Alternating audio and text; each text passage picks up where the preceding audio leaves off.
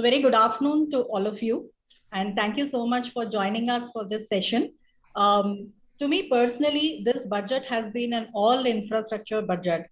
That's how I would like to frame it or call it. And many things actually why I'm telling this, four things which come to my mind specifically on how is this going to be a very balanced budget. That's what comes to my mind. And I think the Honorable Finance Minister has looked at all of these four things in a very holistic way.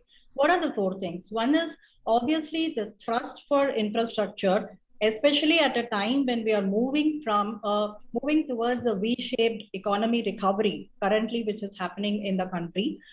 For that, we recognize that infrastructure sector can be a great propeller. And with that, also recognizing the fact that the cities are engines of economic growth. How is this infrastructure going to be helpful? And for that, a very great outlay has been planned this budget. 34% increase to 5.5 lakh crores of investments is huge enough. And if these were channelized properly, then definitely the path to recovery and the path to a V-shaped recovery is certain for the country. The second one, which I found it personally very appealing, is the importance given to the institutional framework as well as for the capacity building that she has already brought in. Several sectors, name it whether you want to look at urban transportation, where there are capacity constraints currently, and the scrapping policy is something she has brought in. And these kind of institutional framework, even setting up of the Jal Jeevan Nigam urban vertical. Currently, we have the rural vertical, but now the urban vertical has come in. That is another important thing which she has brought in. The third one is more in terms of the policies and the regulatory framework that she has put in. In addition to scrapping policy and other policies, the setting up of a development finance institution and the passing of the bill to that effect is a great move to this sector. And of course, there are other key interventions. Asset monetization, I think the previous section we handled a lot of that, and that is a very key initiative which has come. So these are the four things which to me perhaps are very, very important, which actually provide a very balanced view for this budget. To enhance this discussion and bring in a lot of other value, we have put together a very esteemed panel with us, which is a good combination of representation from the government, from the private sector, from the academia, and also from the consulting fraternity. So let me take this opportunity to introduce our panelists today. We have with us Dr. Sanjay Chande, IAS, who is currently the ACS of Water Supply and Sanitation Department of the Government of Maharashtra. He is a civil servant, but a medical doctor graduate, and he also holds two postgraduations also.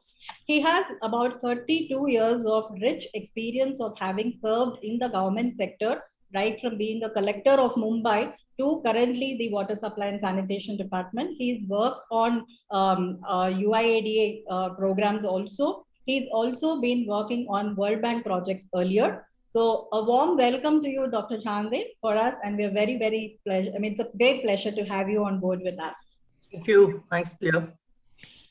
We have Mr. Pratap Giri, who is an adjunct faculty at the IIM Bangalore. He is also a visiting faculty with other IIMs and other non-IIM graduate schools.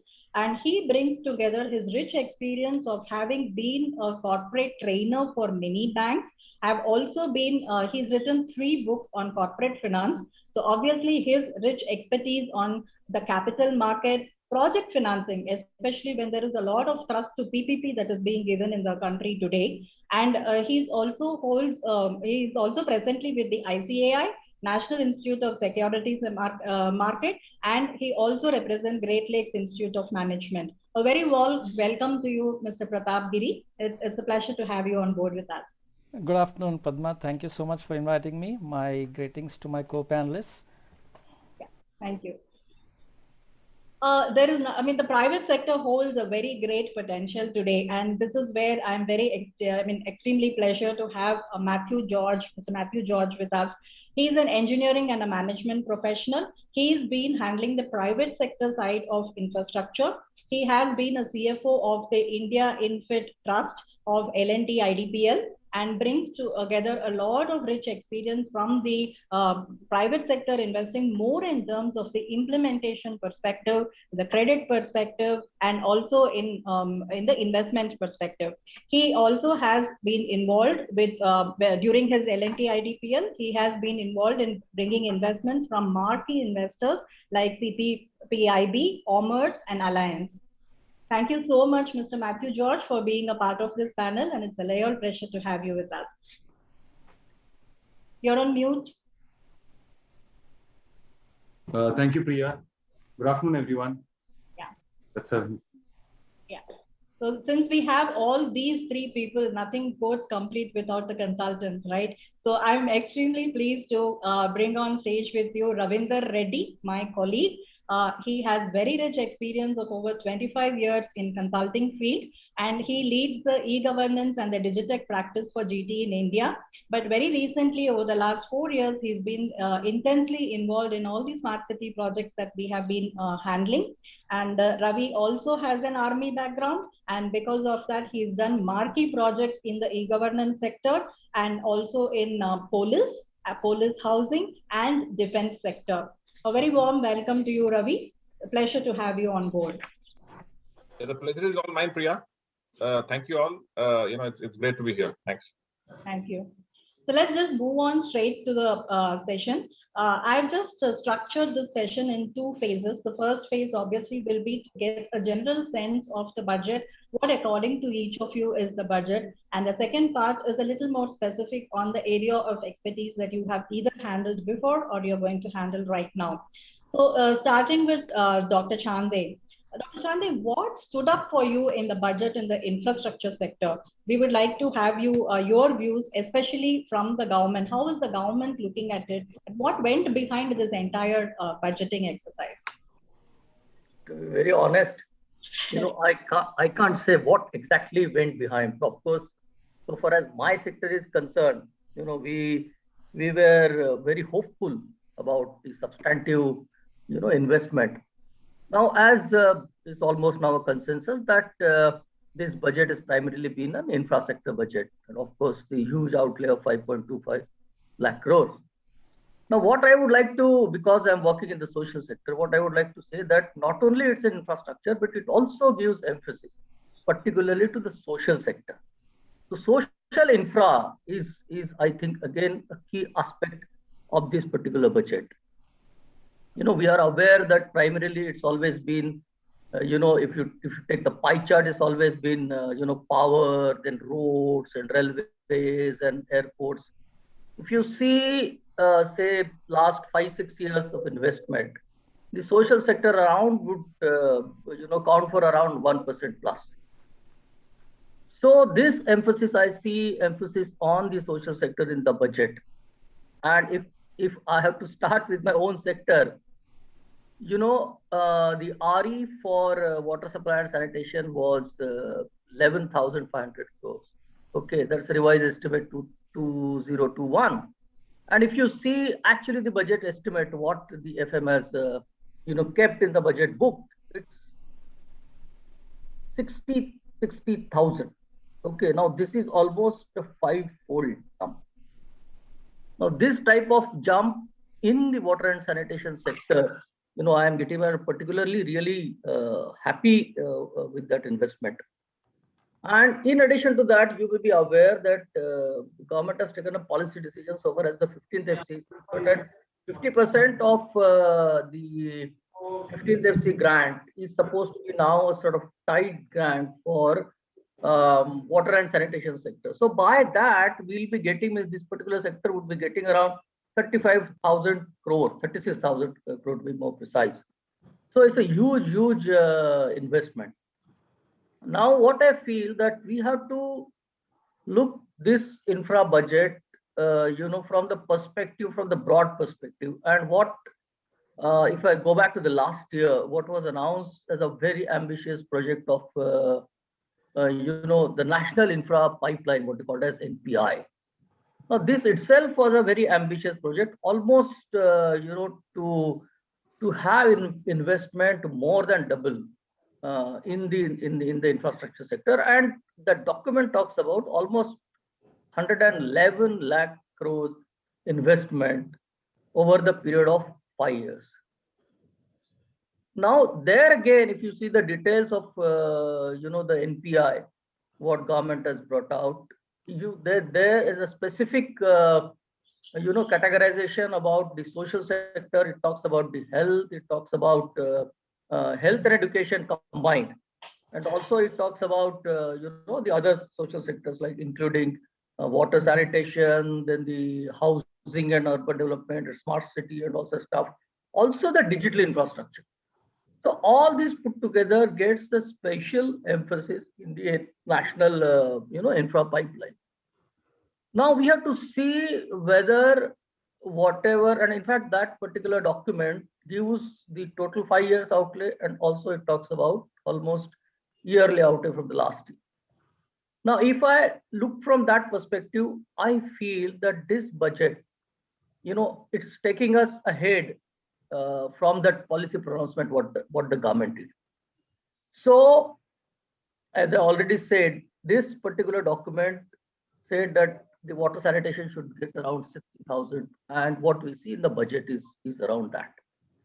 So then if we come to the other sectors, say like urban and housing, last year the RE is 46,790 crores. It's jumped to 54,581. This is the budget proposal. If you go to Amrut and Smart City, okay, that Smart City, of course, again an important area. The RE is 9,850 crores. That has jumped to 13,750 crores. So again, a quantum jump. Similarly, there is more or less the same provision, but there is a substantive provision for Prime Minister Sadak Yojana, then Gramin Sadak Yojana. Then there is provision for then another important infrastructure is housing, the Prime Minister Housing Project. That has, I think, around 19,500 crores. So I see this substantive provision in all these areas much more enhanced, and it's in line with what the national infra pipeline spoke about. So whatever the policy pronouncement in some way, they are being backed by the budget, and this is what I think is key so far as this budget is concerned. And over and above, as I said, the 36,000 water and sanitation supplies is getting this year. So again, over a period of 5 years, we have to see the substantive investment again through that, which will go directly to the Panchayat Raj institutions. And I'm sure that they would meet the local infra needs. So overall, I'm quite happy about this sort of investment in infra, and of course, particularly in the social sector. So thanks this much from my side. Great. So that's, I think, a very good perspective, saying that, it's just not infra, but an equal focus has been given to the social infrastructure also. I think that's a great point for us. Moving on to you, Mr. Pratap Giri. Do you actually see a directional change in the budget, and how do you think that this can actually pan out in the next 3 to 4 years? See, the budget has been hailed as a path-breaking budget both by the industry, the stock markets, the media. So I would look at the whole budget in a different way. Usually I look at how the budget is basically either a stimulus budget or it's a growth budget. But in this case, I have been always arguing for a long time now about fixing India's financial economy, which is the backbone to the growth. And over the last decade or so, it required serious fixing in many ways. So I would like to look at what are the big definition of a budget, according to me, is in what I call the triple IG approach, which is investment, infrastructure, and incomes. So which ultimately will lead to growth. And I feel there's a big tick in the boxes in all these three as far as this budget is concerned. It talks about investment, which Dr. Sanjay has brought out, and It's there in the budget to see in various sectors, and infrastructure is what we are discussing now, and all this is ultimately being led towards growth in incomes and then a demand-led growth coming up later on. So to me, these are three big tick boxes that have been ticked in this budget, but more in terms of looking at how the financial economy is actually going to work towards the growth, because ultimately if you cannot finance growth, growth will not happen. So 50% of economic growth comes from the capability of the financial economy to back up the real economy. The other 50% comes in terms of implementation capability and the demand spur that it leads to. So if you look at what has actually been the perspective on this budget, the first thing, the Honorable FM has had what the previous FM called fiscal space. So long FMs have been constrained by this fiscal space, and this year is when they have finally decided to keep the fiscal deficit into second priority and look at other big challenges facing the economy at this point of time. So the first thing what they did was they have come up with a 6.8% fiscal deficit, which could have been unthinkable maybe even 1 or 2 years ago for a budget to come up like this. And they have also prescribed a glided path to again go back to fiscal discipline over 4 years. Now that has given rise to the capability for the budget to talk about the same level of spending even in this year after a COVID pandemic hit last year. So if not for this, I don't think we could have been talking about the same level of spending this year without the higher space provided by the fiscal deficit. So given this space, the FM had two choices: either go for a stimulus budget, which is what people were expecting, including myself. We were looking at probably a COVID tax and more of schemes and doles and all that. Right. This is what everybody expected. Put more money in the hands of the common man. But this year, if you look at what the FM has done, is taken the other side. I would not call this a growth budget, but I would call it much more than that. It is basically a development budget that the FM has actually talked about this year, because there are certain long-term steps that have been announced which are basically towards creating not just infrastructural changes, but also looking at fixing big things in the financial economy, bringing structural changes. So apart from things like usually at around 11:30 in the morning when the FM is making the budget speech, you normally are hearing about schemes and a lot of new announcements on social spending and agri reforms and such things. At 11:30, the FM is talking about Securities Market Code, talking about corporate law, talking about DFIs. So the FM has got quite granular in the speech and also prioritized in a completely different way this time. The part A of the speech, to me, over a long period of time, I have never heard a part A like this. And even the part B, for example, I've never heard of a part B which does not talk about direct tax reforms, which does not talk anything about personal taxation. So it's been path-breaking in that sense. And more importantly, there have been a lot of the budgets was all about creating landmark reforms in the financial economy. And so what this will do is it will basically stimulate monetary transmission, which has been choked for a long time. So it's one thing to look at giving more money into the hands of the people, which obviously is also required. But what I think has been given more importance this time is to stimulate monetary transmission in the financial economy with all the changes that are being proposed. And more importantly, I think also to stimulate the private sector, which has been in a morbid state for the last few years. Because without participation or active capability of the private sector, how much ever we talk about PPPs, it will still mean that a lot of projects will be yet to take off the ground, because we've seen in the recent auctions in many sectors that the key problem is not with the capital availability. It has been about the risk taking capability of the private sector, which has been quite suboptimal over the last few years. So I believe that the stimulus required for the private sector to take the risk appetite call has come now in this budget, and that will have a cascading effect on incomes, demand and growth. So some of the the voices have said this is a punting budget, this is a gambling budget, and so on. I wouldn't call it that, but I would say that it's more of a budget where the FM has actually purchased a growth derivative by using the budget.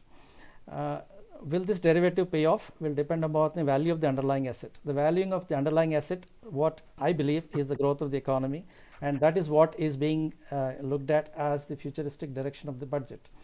And is it a directional change?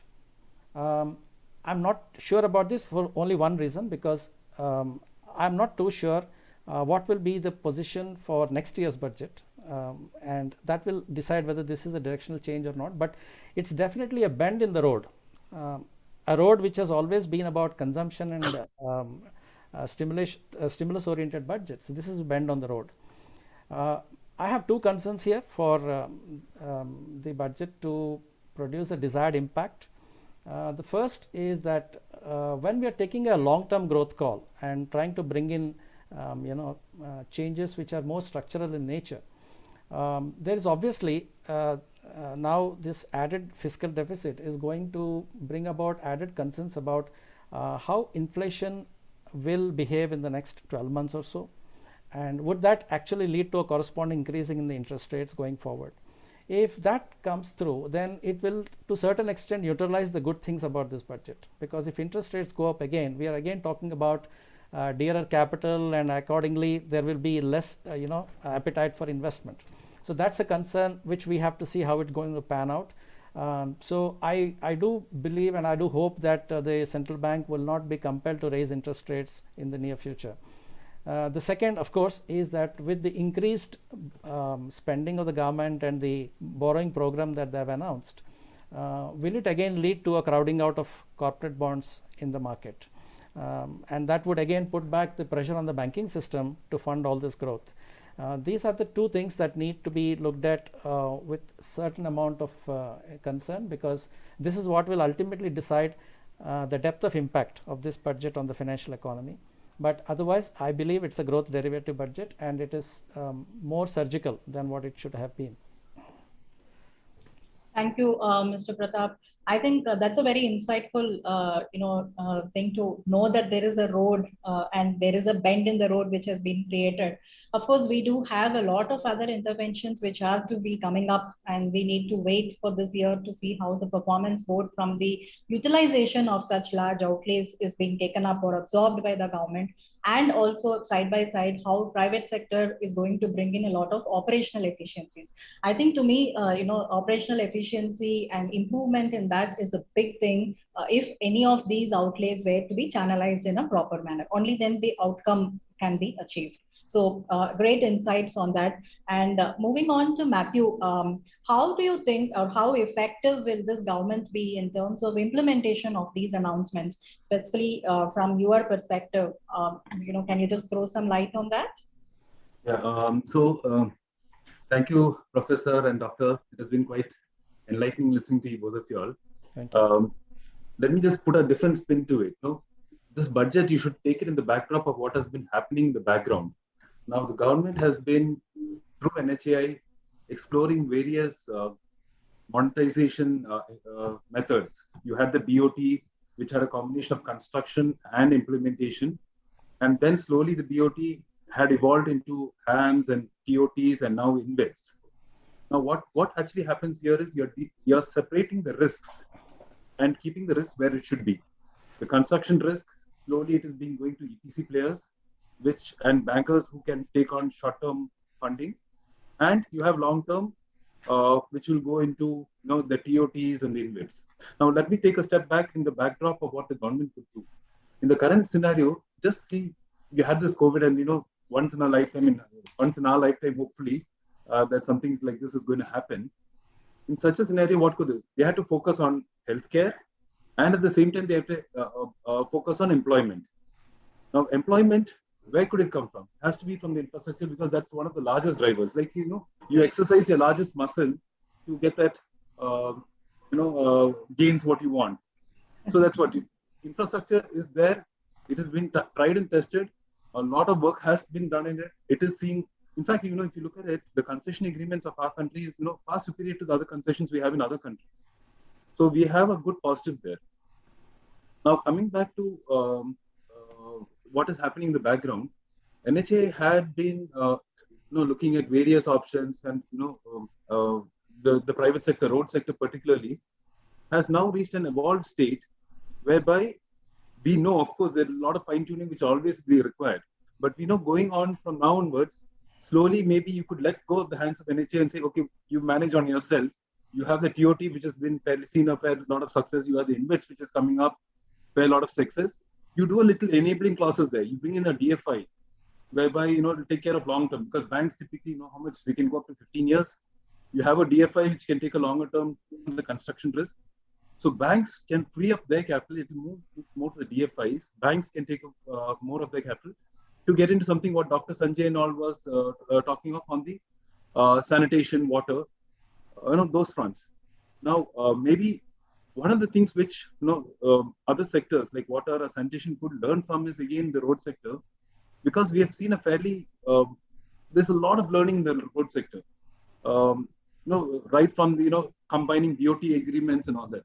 So what maybe sanitation and other sectors could take off from here is that you learn from the road sector, you be ready at a particular point of time so that you can get your assets monetized.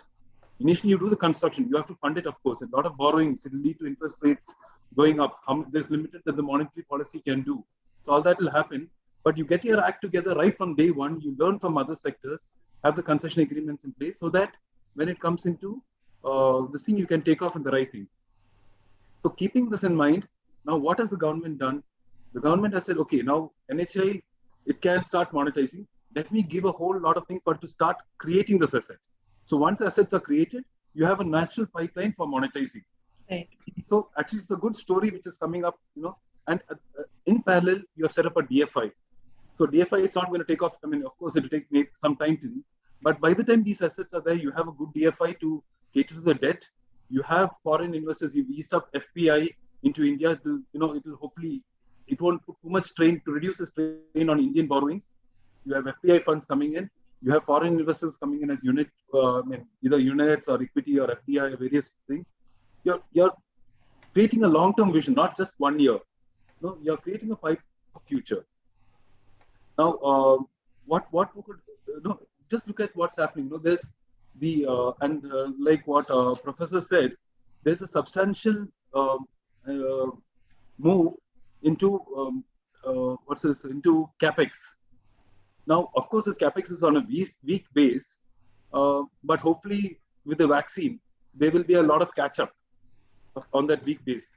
Now, another thing which Professor, which you said, which just struck me, is that what you're going to monetize maybe a year or two, like for example, in the roads, I can give examples on the roads, is that you're creating a lot of pipelines so that can be monetized later. So it leads to a continuous sort of a bootstrapping.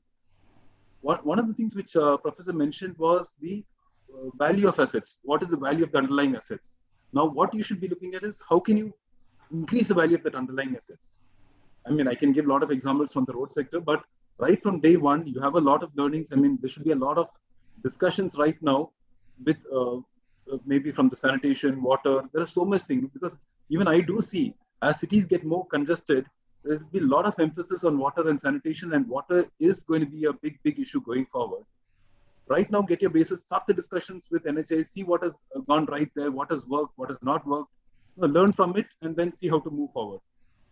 Again, the way I see it, since you asked, it's been less of consumption driven, and which is a welcome thing because it's moving to more of capex driven development, like Professor said. And this would see us in the right stead. It's not just looking 1 year ahead. It's looking, you're trying to decongest the city, decongest the city by moving and increasing the road network. Hopefully, it will give to a lot of real estate. It's across. I mean, it's like bootstrapping and one thing helping the other. That's all for now from mine. Yeah, great. So I think the key takeaways is one thing is learning from the NHAI and seeing where they have evolved and how they have evolved. And water and sanitation being a key thrust area right now, I think we do have a lot of models. We never know, probably, when it comes to investments, although today we have enough investments, but tomorrow when there is a dearth of investments in the sector, probably the models which we are looking at in terms of both BOT and hybrid annuity model may probably get, replicated in the other sectors as well. So that's a great insight. Now, Ravi, how do you rate the budget in terms of the quality of proposals that have stand out on a scale of 1 to 10? And why do you give that number? Yeah. Hi. Priya, you all agree that the budget has been a end-to-end infra budget, right? So all aspects of infrastructure development have got adequate weightage, have got their due weightage, especially this being a post-COVID budget, right? So, on an overall scale, if I were to bat for the infrastructure sector, I would give this the overall rating somewhere between 7 and 8. More closer to 8, given that there's been a lot of push as far as investments in infrastructure is concerned. With the over 5 lakh crore kind of a portfolio, I think this has been the biggest ever infra push that's happened in modern India, right? So having said that, I think all the right aspects and right numbers are there, but how they will pan out when these get rolled out over the next 1 to 2 to 3 years will need to be seen, right? Because there's been a significant amount of focus on core infrastructure, especially water. That's something that's gained focus in the last 2-3 years. But I think there has been significant amount of investment that has been promised this year. Water certainly is one core area which will get the kind of money that it truly needs, right? Apart from that, highways is another sector, I think, where there is a lot of focus, and they want to propel a high growth in that sector as well. So eventually, the whole portfolio is being seen as a kind of a driver for revival of economy post the COVID season. Given that not only will it churn the money, move the money into the markets, churn the money industry as well, but also since this will lead to a lot of employment generation, especially where construction labor is concerned. So I think that is one thing that will significantly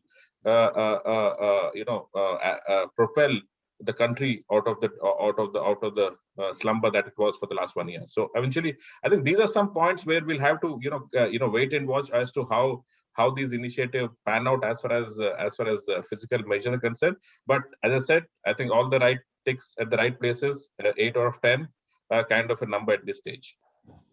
Great. I think, Ravi, this is precisely the closer number I have heard from other sector experts as well. So over the past 2 days, what we've been seeing on the news channels is all on the rating of somewhere hovering around 7 to 8. And I'm happy that, you also have the same number to share.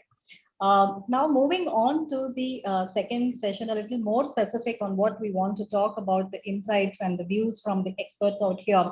Professor Pratap, we have been seeing that there are a lot of structural changes that have been announced in the budget this time, especially with regard to financing in the infrastructure sector.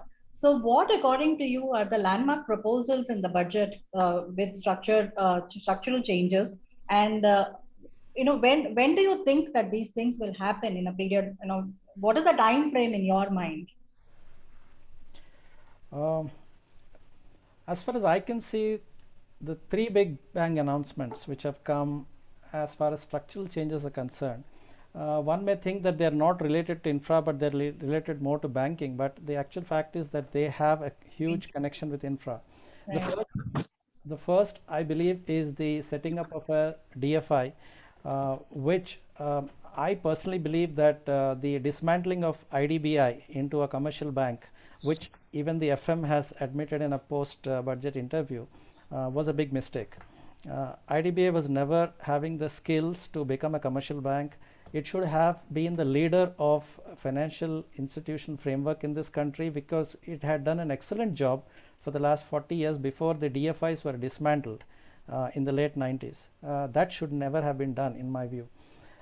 So bringing back project finance into this country is an extreme imperative to fund the infrastructure sector, because over the years we have seen a gradual decrease in risk appetite and appraisal skills of banks in non-recourse financing, which is the backbone of infra financing. Right.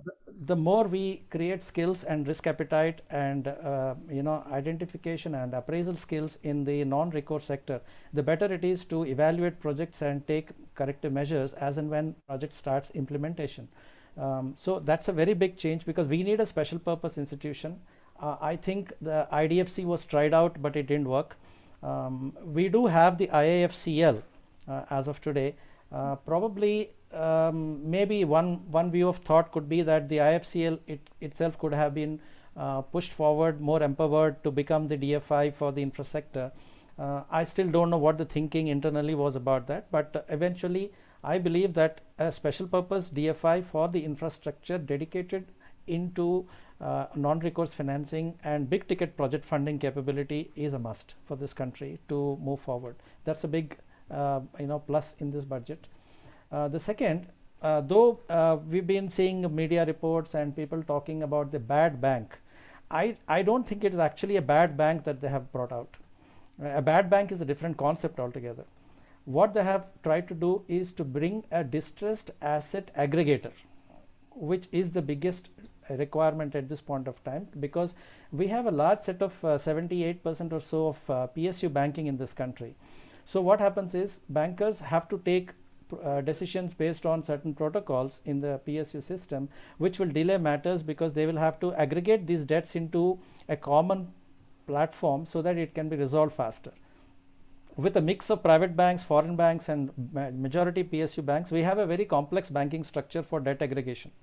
And that is what the government is trying to simplify by bringing a special purpose vehicle to aggregate these distressed asset debts into one platform, and then appoint an AMC to do a market resolution for these debts. Obviously, if we are moving towards a market economy, we also require a market solution for distressed asset resolution.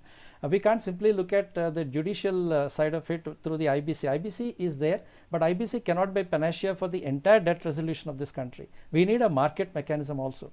So I believe that is a very big secondary aspect that has come in, which will free up a lot of these infra assets which are stuck in the logjam and bring about certain changes. And in future, whenever infra projects get into some kind of bottlenecks, it will be possible to look at an alternative to NCLT and the IBC. The third big landmark change, which I think was announced in the last year's budget, was to bring in a credit enhancement corporation for the bond market. And now they are actually working on that. The proposals are at the cabinet stage. And they are now saying that this will be the body also for secondary market bond market making, which is what actually it is going to be. So if you bring in a government entity to do market making for the bond market, that actually is going to be a game changer in my view, because what we have been seeing in the long-term bond market in India is basically lack of liquidity and lack of depth in the market, because most of the institutional players are not actually resorting to big market making. They are more of long-term investors than bond traders. So if you have something like the equivalent of a DFHI, which actually did a lot of vibrancy to the government securities market, if you can bring the equivalent of that into the bond market today through the government agency, that will really add value and depth to the bond market. And with credit enhancement also brought in, as we know, India is more a credit enhanced bond market than a rated bond market. So that will really add qualitative change to the infra financing sector in India. These three are the landmark changes, but there have been associated changes also for the infra sector. First thing they have done is they have removed the discrepancy, the tax discrepancy which was brought in last year because of the abolition of the dividend distribution tax on InvITs and REITs. So by ensuring rationalization of the tax structure by removing TDS for InvITs and REITs, they have brought in that particular rationalization. which actually was a problem for most of the REIT and InvIT structures, especially with foreign investment. So this will actually bring in more confidence for REIT structures and InvIT structures to get floated in future. The second they have done is they have created more bond options for the infra debt companies, infra debt funds which are regulated by the RBI, by bringing in structures like zero coupon bonds, which will add to the cash flow efficiency of these funds. That will improve not only the yields but also the liquidity management for these funds. The third, I think, is actually connected to infra, which is raising the FDI bar on insurance. By bringing that, they have actually opened the doors for a lot of foreign long-term capital in the form of insurance capital to come into this country. And as we know, most of the infra projects typically depend upon long-term funds, the pension funds and the insurance companies to actually fund these things. So if we are bringing in a lot more players into the demand side of the infra products, which will now come into the capital markets. So by creating vibrancy for the InvIT market on one side, and also creating the supply side, which is the demand side, which is the foreign capital from insurance and pension funds, will be a very big game changer again, in my view. And if we are talking about monetization of infra assets, which is also a focus of this budget, I think one of the basic structural lacuna which we had so far is that we have had a very small securitization market in this country compared to the US markets or the European markets or the Japanese market. Indian market for securitization has been pretty low. So what we have now, I think, been able to achieve is that we have brought in structures like InvITs into the market, but we have to develop this market. There are a handful of infra InvIT assets which are there in the market today. So once you bring in a secondary market for infra assets, say for example, today I'm a sponsor. I bring in multiple bids into multiple projects, and after a point of time my capital gets exhausted because it's stuck in various SPVs which are under implementation or which are under operations. I don't have a secondary market for infra assets where I can recycle this capital and then start looking at more projects in future. So you could have a pipeline of projects or PPP rollouts which the government can plan, but there has to also be sponsors on the other side to bring in bids into these projects and to bring in equity capital into these projects. So infra financing is not only about debt, it is also about equity. So where is this equity going to come from? So sponsor equity is a very big, and vital component of this. And sponsor equity will come only when you have a secondary market for infra assets. And so what we are doing today is we are trying to say that on one hand we will bring in the InvIT products into the market through securitizations. That will bring in the secondary market for operational infra assets. Right. That will also give you the, more risk appetite to sponsors to recycle capital and come up with more project rollouts in future. And this will in turn bring in a fixed income market for investors like insurance companies and pension funds. So you're also at the same time bringing in a fixed income segment through securitized debt products into the debt market. And this is what is the big bang changes that have come into this budget. And I think some of these will have immediate impact in terms of, for example, the DFI announcement or freeing up NPS from the bank balance sheets, which will increase the risk appetite of bankers going forward. Because today bankers are stuck with the baggage of NPA, and that is also creating a risk aversion in their minds. No matter what we say and no matter how it happens at the ground level, projects have to be cleared, proposals have to be cleared, and we cannot simply focus on retail banking and technology banking alone. Infra is a very big component of this development story. So that actually is what will happen. The risk appetite of bankers will go up. And so that will be the immediate short-term impact of this budget. And in the medium term, we will see all these other structural things flowing out, which will be in terms of creating more vibrancy for the secondary market for infra assets, bringing in more of securitized debt products from the infra sector, and accordingly also bring in the demand side, which is the long-term investors into this country. So overall, I see that it will improve the quality of both demand and supply of infra sector in this market. And I think the key then will remain on implementation capability of various project managers. That is still a big question mark, and that I think my co-panelists will talk about. And of course, also the availability of sponsor capital. How many sponsors out there are willing to venture out and put more quality capital into infra assets and bring in more PPPs into the pipeline? I think this, given this year, we may want to, relook at the way PPP and the financing part of it is going to be taking place. Purely because of the fact that there's a lot of promise in the sector, right? Like we are looking at reforms, we are looking at increased outlays, and I mean, I also feel that there is probably a chance of improving the municipal bond market also, which probably has been very dormant over the last 5-10 years. Probably there is a a rigor which can come in to improve the municipal bond market, and if that comes in with the additional funding which is already available to each of these municipalities, especially in critical sectors like water and sanitation, I think it's all about a lot of capex available. It's just that OPEX which needs to be improved, and with private sector also bringing in, especially through the performance-based management contracts, which are very familiar in the country, especially in water, and there is a lot of investor interest in to do such kind of PBMS systems. So I think then there should be definitely a positive outlook for this sector. Dr. Chande, I'm very curious to know, from the government perspective, in the next 3 to 4 years, how ready are we with these kind of huge investments coming in? Now you are currently leading the Jal Jeevan mission for the rural sector for Maharashtra. How do you think this sector can improve? And in parallel to what is happening in the Jal Jeevan mission urban, are there any learnings that we can actually look at? And especially in terms of the time frame and how quick are we moving ahead? Are we ready for this? You're on mute. You're on mute, sir. Yeah. So what I was saying, that's a very difficult question to answer and very difficult area to tide over both. Coming back to what Professor Matthew said about learning from NHI, there's something very important point what he raised. And one of the aspects what I would like to highlight here is, the policy measure what government has taken, that is to enhance the viability gap funding from 20% to 30%, particularly for health, water supply, and solid liquid waste management.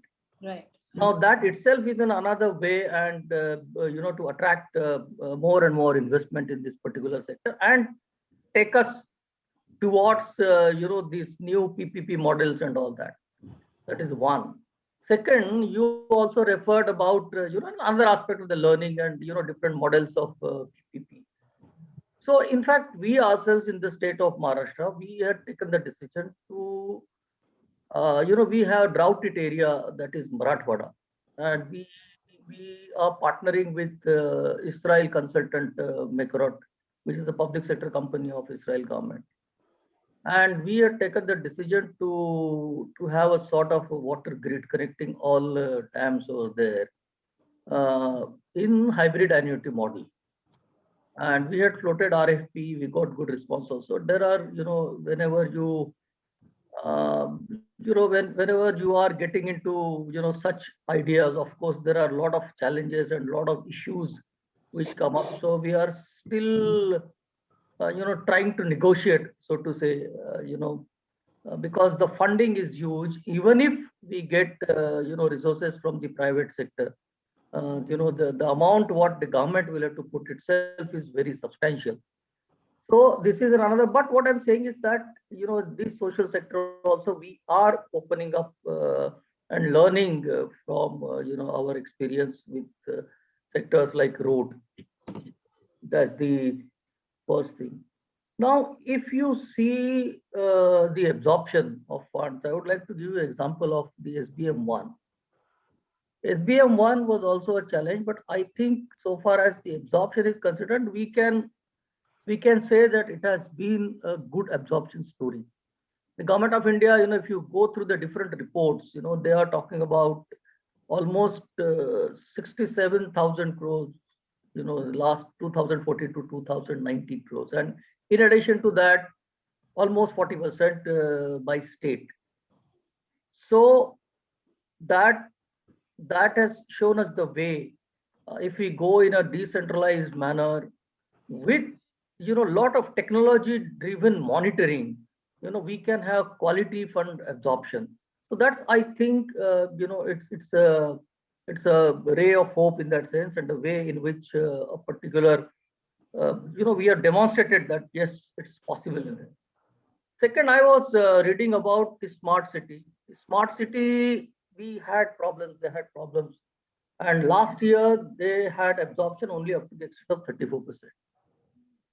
Now, what this year till September, the figures, they are around 70% of the absorption. And what the government said that the overall, the projects what they have sanctioned and at the different stages, they are likely to absorb about 1 lakh crore. Now, the point here in all these areas, of course, is true for both, that it's not something linear expenditure and absorption, because first 2 years, it's first year primarily, and also the second year is lot of cleaning the earlier thing, then also setting up the structures, the institutions. Now coming to particularly to the Jal Jeevan Mission, the institutional setup, what it prescribes, particularly about the autonomous mission units at state level, which is of course is also at the Government of India level. That sort of thing gives flexibility. Second, this is all the absorption is generally at the state level. So even say when we talk about NHAI, even like when we were in the districts as collector and divisional commissioners and all, we have handled so many projects of NHAI where the issues, the problematic area, that is land acquisition. So the state governments, they play a very important role in absorption of the funds, and all state governments, they have their own problems, their own procedures. So my experience about the World Bank project say that if we have the streamlined procurement system, and if we have the streamlined contract management system, the fund absorption is better. What I feel is the type of expertise that the government, we need to enhance. But the expertise which lie, outside, with the consultants and all, they coming together, which is a major area in all these like Jal Jeevan Mission, solid liquids management, even health and smart city. So it's a sort of partnership, may not be at the resources level, but it's certainly at the partnership at the human resources level. And in my opinion, that is very important, and that is key. So with that, I'm quite hopeful that because it's not like regular government, departmental implementation. It's quite different than that. So with this, I think there'll be substantive, increase in the absorption capacity.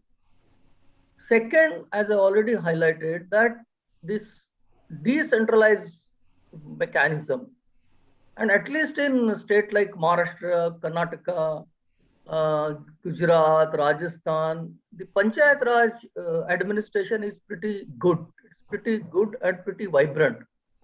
And if we have, like, say, suppose I have 40,000 villages, and if I start spending money, the fund absorption is there. And nowadays, with earlier we used to have all that, whether the capacity, how do we monitor and all that. But now with the IT and all, it's very easy to monitor. So that's not a problem. We can even disseminate expertise, we can guide them and all. So with the way in which we are going, the Government of India is going, and also the state are, following the suit. So I am quite optimistic about the substantive, but still, of course, it remains the challenge. But we hope that, in upcoming 5 years, we'll have good absorption in this sector. Thank you. Great. So it's a very positive feeling that you have given, sir, that the absorption can happen with, 2 pillars, which is contract management as well as in a very robust procurement system. So thanks for those inputs. Matthew, coming to you and your favorite subject on asset monetization. So how do you see this is going to span out, and how do you think that will actually help the infrastructure sector? Okay, let me just start by saying that, see, one thing budget has shown is that the government is listening. Now, there were a lot of, okay, let me just take step back on DOTs and TOTs coming back to monetization. As a senior colleague of mine used to always refer to the caterpillars and the butterflies. The foreign investors are always interested in the butterflies. Under construction, like Dr. Sanjay was saying, no, they don't want to take the risk. So when there is construction, none of these you can't get foreign investors. It has to be the local sponsors who bring in the money so it can be more of EPC. This is something which NHA has realized, and they've broken away substantially from DOT to TOTs. Yeah. Now, TOTs, there's a lot of interest in TOTs. All these foreign investors are, if you see the way they are bidding for it and putting, and InvIT is a second category of a TOT or an InvIT, because InvIT, the structure-wise, it's better. It makes more sense for a investor who doesn't want to spend his time doing the management, because he knows that there's a separate project management company who's looking after it. He can just be a financial investor, bring in the money. I know there's no construction risk. Let me put in my money. Okay. Now, what the government has done, knowing this, they've built it. And one of the things the foreign investors would like to know is, I'm investing money now, but is this going to dry up? So they're saying that we are creating a future stream of assets which will flow into this. So you can bid for any of these projects, and you know there's going to be a regular stream. This InvIT product as a product, it has a regular stream, and you can definitely put your money into it. So they've been clearing up a lot of bottlenecks and loopholes. And one of the things is the TDS, for example. There was ambiguity. I mean, the dividend which is being paid from the SPV to the InvIT, there was ambiguity whether TDS is applicable. Of course, you'll get that money back with the backlog. I mean, there'll be a delay because you have to zero and all that. But there was this ambiguity. They have cleared that. There was ambiguity. See, banks have been lending. Initially, it was only bond markets which we could take the debt from. LICs, I mean, our insurance companies, FPIs, there's a lot of clarity required on the security structure. Here, they have cleared up the security structure. So now we can have LICs and FPIs. Now, when foreign players see LIC investing into it, there's a lot of more confidence. Okay, of course, it's a AAA rated asset, but you have the prime insurance company of the country investing. So why don't we also put our money in? It's all about building up those confidence building measures. Then, then on taxation, and a lot of these small bottlenecks, which is it is coming discrepancy. I mean, small mentions in the budget, but this is going to go a long way in helping us in helping the InvITs and the TOTs. Now, what is going to happen is you create a pipeline, and that is one also. So again, HAM is definitely good, like Dr. Sanjay said, is definitely good. But I think foreign investors, when they come in, they will want, once the HAM implementation part of it is over, you have to just see what you can keep in store for them, saying that now it is clear, you can buy it off from these sponsors. Now you can buy those processes. So there is a lot of interest in our country from abroad. It is no dearth of interest. It is just how we clear up those loopholes to make it sure that the small clarifications which are required to get it done. And that is what the government has been doing in this. I mean, it's not big talked of items in the budget, but yes, it is definitely there. So with this, I don't see, you have the pipeline ready. And see, I mean, of course, there are a lot of low-hanging fruits. Now, if you ask whether they can implement it, there's a lot of low-hanging fruits. There's always been this national pipeline of future investments. There's this Bharatmala on the roads. So they've been discussing it for some time. Yes, you jump into it, and now you have budget allocations, jump in and start doing it. As soon as it's done, there's a regular stream of people who's going to buy it off you. So with that confidence, you can start putting the money now. So it is not that the government has just put a blank check and saying so much for investors. They know that once it is completed, you're going to get that money back. There is a lot of interest, and you can get that money back, which will lead to a future growth. Great. I think, this is basically, a market today. India is a big market for the foreign investors to relook at, their investment despite the COVID situation. And we do have, the structural reforms on one side, the capital outlay on one side, the institutional structures on one side. So I think, it's just a matter of time. Probably, do you think in the matter of 2 to 3 years, Matthew, this should, fructify? Yes. So if you look at it now, DFI has been set now. let us say that it takes about 1 year to actually implement and fructify. So you have a DFI up and ready, let's say 1 year from now, if you go in full steam. You have, see, existing projects are already being under TOT, I'm saying NHA. So NHA, if you see, no, earlier it was off budget. So now if you see that, actually NHA is in a position to more or less stand for itself. You give them a hand holding for 1 or 2 years more. You have enough projects coming in, they securitize more money comes in. Yes.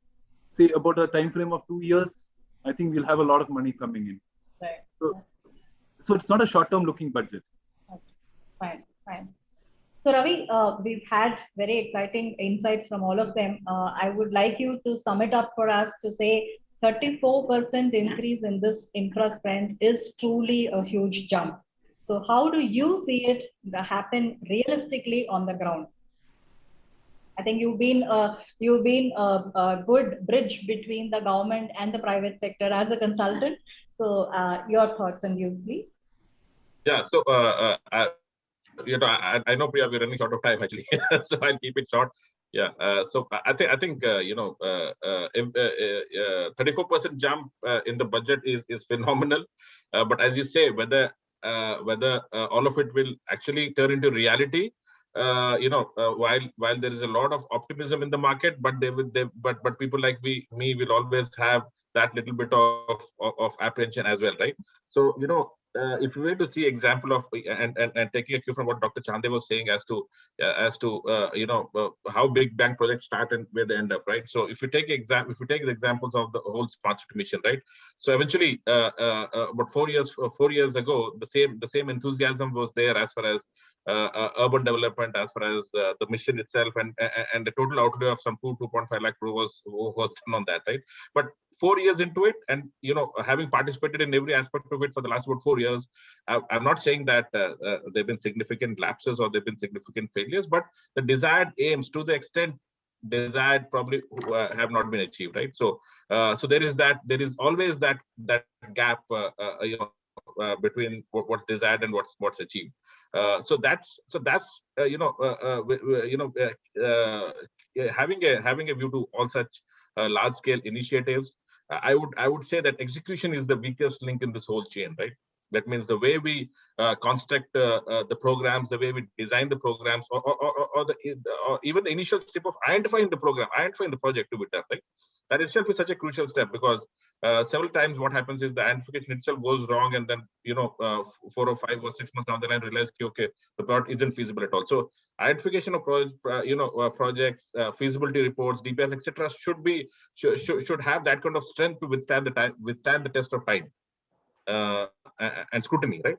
So I would give a 50-50 chance to this whole execution jingle and magic. But I'm hopeful that given that there are new innovations happening as far as contracts are constructed and executed, I'm hopeful that this 50% will shift upwards towards 70%. So I'm hopeful that. So that's the with those remarks, I think it's all thumbs up for the budget, and we'll have to wait and watch how this actually materializes on ground. Great. I think, thank you so much for this lovely section.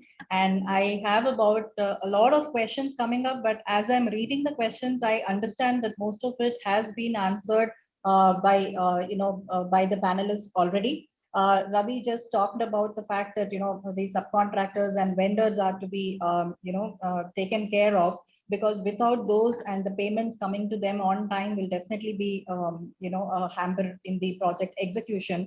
So the question from Raghu Pidikiti I think has been answered to that extent. We do have some other questions also. Most of it has been answered by Professor Pratap Giri, more in terms of, how these structured, the mechanisms are going to take charge and how soon are they going to touch. I think that has also been taken up. One thing on, I would like to address one particular question to Matthew, more in terms of, from the private sector. So somebody has asked, private participation means only big business houses making more money. Okay. Yeah. That's I mean, I don't know what to answer on that, but then it is not just big businesses make money to pay small businesses, if I may put it that way. So it is trickle down. See, if you're making abnormally low returns, there is nothing called a perfect market. Right. Okay, so it is not that you take everybody is aware of how much returns you are, and they will ask for their share. Right. So it is not possible to make an abnormally high return when someone else has, it's all through bids. Right. So how do you make an abnormally high return when someone, the L2, is just more about this? So because everybody is assessing to get the most efficient structure. Right. So I don't think that is the case. Of course, that's you have a lot of people. See, this is something which I keep telling. In a family itself, there are so much people talking different things. So you can't. You take certain states, no. So people say that toll collection is evil. I mean, it's almost like it's evil. Yeah, why are you collecting tolls? But you need the roads. You have to collect tolls. You have to do it some way. Questions will come. What is what is the other source of revenue? I mean, government is having so much source of revenue. Why don't you use that? See, at some point of time, unless you start spending, when you build a house, you will have to start building everything together. And sometime after the house is there, you clean it up. Not, you start cleaning up while the house is being built. You will never get it done.